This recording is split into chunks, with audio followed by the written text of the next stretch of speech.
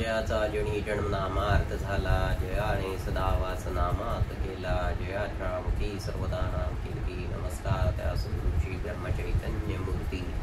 जय जय रघुवीर समर्थ, जय जय सद्गुरू समर्थ. सर्व मंडळींना जय श्रीराम. आपल्या ओम चैतन्य उपासना केंद्र या यूट्यूब चॅनलमध्ये आपणा सर्वांचं सहर्ष स्वागत आहे. सद्गुरू श्री ब्रह्मचैतन्य गोंदवलेकर महाराज प्रवचन दिनांक 5 मे. अभिमान न धरता कर्तव्य कर्म करावे. मला कळत नाही असे वाटणे ही परमार्थाची पहिली पायरी आहे. आपण अभिमानाने मला सर्व समजते असे मानून जगात वावरत असतो. खरोखर अभिमानासारखा परमार्थाचा दुसरा मोठा शत्रू नाही. अभिमान हा हरळीसारखा नाश करणारा आहे असे म्हणणे सुद्धा थोडे अपुरेच पडेल. कारण हरळी वाढली तर ती दिसते आणि म्हणून ती उपटून तरी टाकता येते. तशी ही अभिमानाची गोष्ट नाही. तो दिसत नाही आणि म्हणून तो केव्हा आणि कसा डोकेवर काढी याचा पत्ताच लागणार नाही. चित्तशुद्धीच्या मार्गात मोठी धोंड कोणती असेल तर ती अभिमानाची आहे. आणि स्वतःच्या कर्तबगारीने आपण त्याच्या तावडीतून सुटू असे म्हणणेही वेडेपणाचे होईल. त्याच्या कचाट्यातून सुटण्याचा मार्ग म्हणजे सद्गुरूला अनन्य भावे शरण जाऊन अभिमानाच्या तावडीतून सोडवण्याबद्दल त्याची सतत प्रार्थना करणे हाच होय. चित्तशुद्धी झाली की शेतीची मशागत पुरी झाली असे म्हणायला हरकत नाही.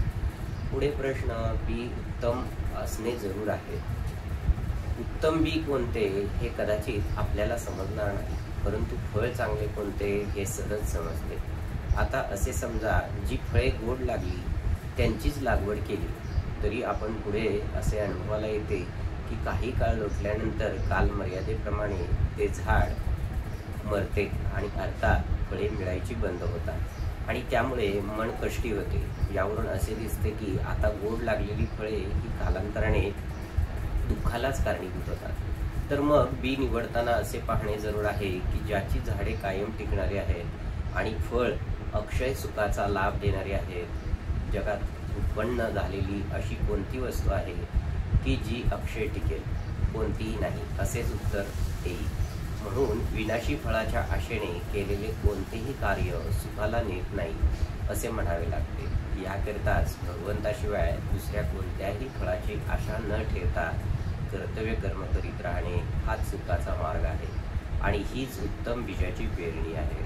भगवंताची मनोभावे प्रार्थना करावी की हे देवा, तुझी भक्ती तुझ्याशिवाय इतर कोणत्याही फळाच्या आशेने न होईल अशी कृपा कर. त्या दृष्टीने आपणही प्रयत्न करणे जरूर आहे. कोणत्याही फळाच्या आशेने न होता आपण प्रयत्न करणे जरूर आहे.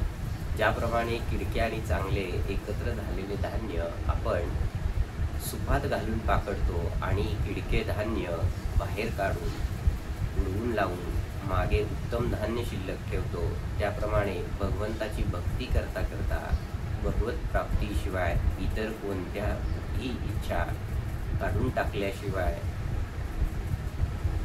टाकल्याचा क्रम ठेवा. म्हणजे कालांतराने भगवंताकरता भगवत प्राप्ती अशी भावना दृढ होत जाईल.